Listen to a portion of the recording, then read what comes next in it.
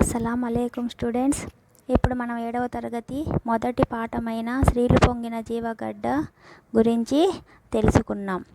ఈ పాఠంలో మనం మన భారతదేశం యొక్క గొప్పదనాన్ని, మన దేశం యొక్క చరిత్ర గురించి, చరిత్రలో ఉన్నటువంటి రాజులు, కవులు గురించి తెలుసుకున్నాం.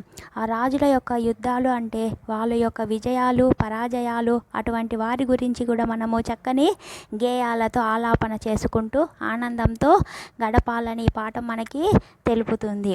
ఇక్కడ గేయాలతో అంటే మనకి ఇంకో మీనింగ్ వచ్చి పాటలతో అని.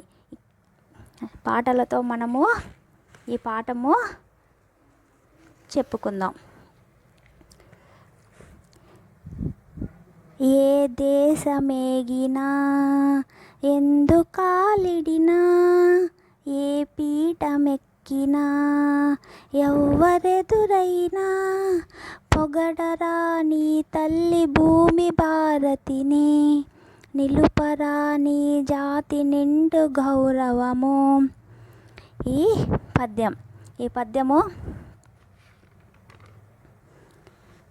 ఈ పద్యము మన భారతదేశం యొక్క గొప్పతనం గురించి తెలుపుతుంది.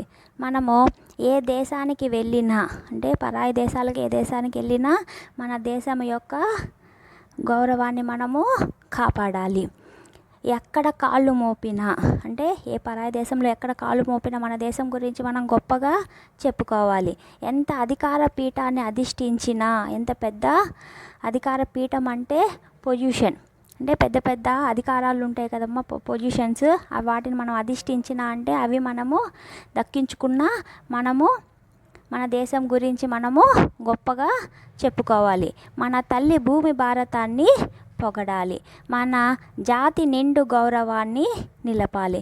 రాయప్రోలు సుబ్బారావు గారు రచించినటువంటి పాఠం స్త్రీలు పొంగిన జీవగడ్డ గురించి ఇప్పుడు మనము తెలుసుకున్నాం. ఈ పాఠాన్ని రచించినది రాయప్రోలు సుబ్బారావు గారు. ఫస్ట్ మనము ఈ పాఠం గురించి తెలుసుకునే ముందు ఈ పాఠము ఏ ప్రక్రియకు సంబంధించిందో మనము తెలుసుకోవాలి.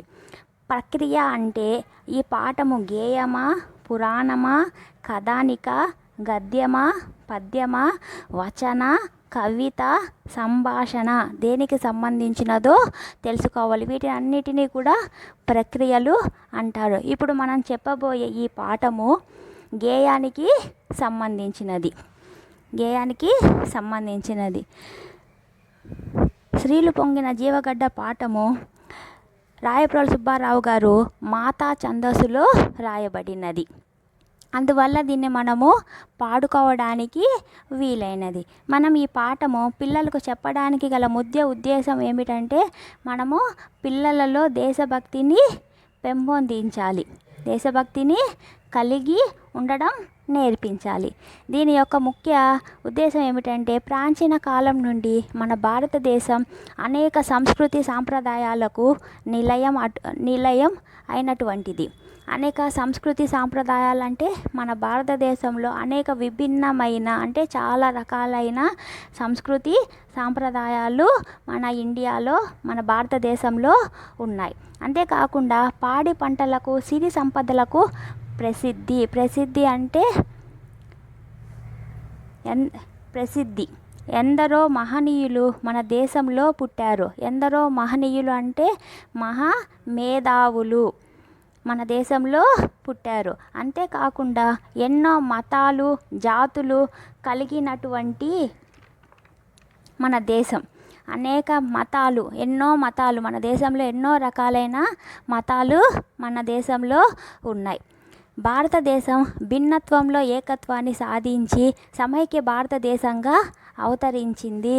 భిన్నత్వంలో ఏకత్వం అంటే మన దేశంలో విభిన్నమైన అనేక రకాలైన జాతులు, మతాలు, సాంప్రదాయాలు ఉన్నా కానీ మనం అందరం కలిసి ఒకటిగా ఉండడాన్ని భిన్నత్వంలో ఏకత్వం అంటారు.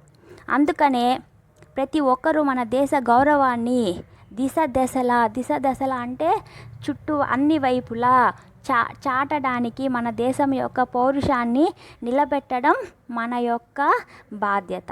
మన దేశ భక్తి భావాలను పెంపొందించడానికి, మన దేశ గౌరవాన్ని ప్రపంచంలో మరింత ఎత్తులో నిలపడానికి ఈ గేయాన్ని మనము చెప్పుకోవడం జరుగుతుంది. మనం ఇప్పుడు ఈ పాఠం యొక్క రచయిత అయిన రాయప్రోలు సుబ్బారావు గురించి తెలుసుకున్నాం. కవి పరిచయం. శ్రీలు పొంగిన జీవగడ్డ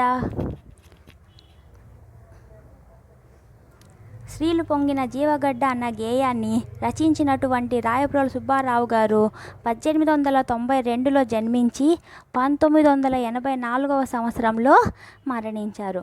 వీరు ఆంధ్రప్రదేశ్లోని గుంటూరు జిల్లాలోని బాపట్ల తాలూకా గార్లపాడు అనే గ్రామంలో జన్మించారు. ఇతను అనేక ఖండకావ్యాలు, లక్షణ గ్రంథాలు, గేయాలు రచించడం జరిగింది. ఇవే కాకుండా ఆంధ్రావని, కష్టకమల, స్నేహలత, స్వప్నకుమార మొదలైనవి భావ కవిత్వంలో ప్రసిద్ధి చెందిన కావ్యాలు. భావ కవిత్వం అంటే భావానికి ప్రాధాన్యం ఇచ్చి రచించినటువంటి కావ్యాలని భావ కవిత్వం అంటారు. శ్రీలు పొంగిన జీవగడ్డై పాలు పారిన భాగ్యసీమై వరలినది ఈ భరతఖండము భక్తి పాడర తమ్ముడా.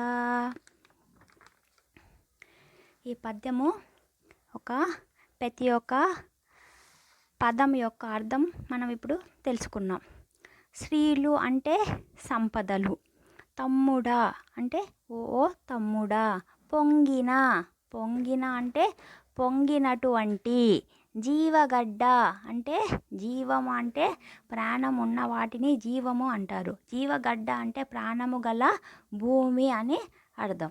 పాలు పారిన, పాలు ప్రవహించిన, పారిన అన్న ప్రవహించిన అన్న ఒకటి. భాగ్యసీమ, భాగ్యం అంటే సంపదలు, భాగ్యసీమ అంటే సంపదలు గల దేశం. భరతఖండము, భరతఖండము అంటే ఖండము అన్న దేశమే భరతఖండము అంటే ఇక్కడ భారతదేశము. వరలినది, వర్ధిల్లినది. భక్తి పాడరా, భక్తి పాడరా అంటే భక్తి అంటే భక్తితో, పాడరా అంటే మనము గేయము పాడుకోవాలని అర్థం. దీని యొక్క భావం ఇప్పుడు మనము తెలుసుకుందాం. ఈ పద్యం యొక్క భావము ఏమిటంటే, మన భారతదేశము సిరి సంపదలతో తులతూగినటువంటి జీవగడ్డ. అంటే మన దేశము అనేక సంపదలతో తులతూగినటువంటి, అనేక సంపదలు నిల్వ ఉన్న భారతదేశం మనది. అటువంటి భారతదేశంలో పాడి పంటలకు కుదవలేదు అంటే తక్కువ లేదు అని అర్థం. కాబట్టి మన భారత ఖండము గురించి భక్తి భావంతో అందరము పాడుకోవాలి. వేద శాఖలు వెలిసెనిచ్చట ఆది కావ్యం బలరెనిచ్చట బాదరాయణ వరమభుషులకు పాదు సుమ్మిది చెల్లెలా. ఇది ఈ పాఠం యొక్క 2వ పద్యం. ఇంకొకసారి పాడతాను చూడండి మా. వేద శాఖలు వెలసెనిచ్చట ఆది కావ్యం బలరెనిచ్చట బాదరాయణ వరమభుషులకు పాదు సుమ్మిది చెల్లెలా. ఈ పద్యం యొక్క ప్రతి ఒక్క పదం యొక్క అర్థం ఇప్పుడు తెలుసుకుందాం. చెల్లెల అంటే సిస్టర్, ఓ చెల్లెల. వేద శాఖలు, వేద శాఖలు అంటే శాఖలు అంటే 2 వేదాలు, వేదాంగాలు. ఇచ్చటన్ అంటే ఇక్కడే అంటే ఈ పద్యంలో ఇక్కడనే అంటే భారతదేశము అని అర్థం, భారతదేశంలో. వెలిసెన్ అంటే వెలిసాయి అంటే ఇక్కడే పుట్టాయి అని. ఇచ్చట అంటే ఇక్కడ. ఆది కావ్యంబు అంటే మొదటి కావ్యం. అలరెన్ అంటే ప్రకాశించింది. ఇది అంటే ఈ పద్యంలో ఈ భారతదేశంలో అని అర్థం. బాదరాయణ అంటే వేదవ్యాసుడు. బాదరాయణ అనేది వేదవ్యాసుడికి ఉండే మరొక పేరు. పరమభుషులకు అంటే శ్రేష్ఠులైన భృషులకు అంటే మునులు అని కూడా అర్థం వస్తుంది. పాదు సుమ్ము, పాదు సుమ్ము అంటే కుదురు సుమా. ఇప్పుడు ఈ పద్యం యొక్క అర్థము తెలుసుకుందాం. వేదములు 4. ఈ పద్యంలో మనకి వేదాల గురించి వచ్చింది కదా. మనము ముందు తరగతుల్లో వేదాలు ఎన్నో తెలుసుకున్నాం. వేదాలు ఎన్ని? 4. ఏవి అవి? ఋగ్వేదం, యజుర్వేదం, అథర్వణ వేదం, సామవేదం అనేవి 4 వేదములు.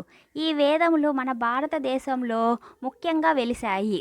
మన భారతదేశంలోనే ముఖ్యంగా వెలిశాయి. ఈ వేదములే కాకుండా వాటి శాఖలు కూడా మన భారతదేశంలోనే వెలిశాయి. అంతేకాకుండా అది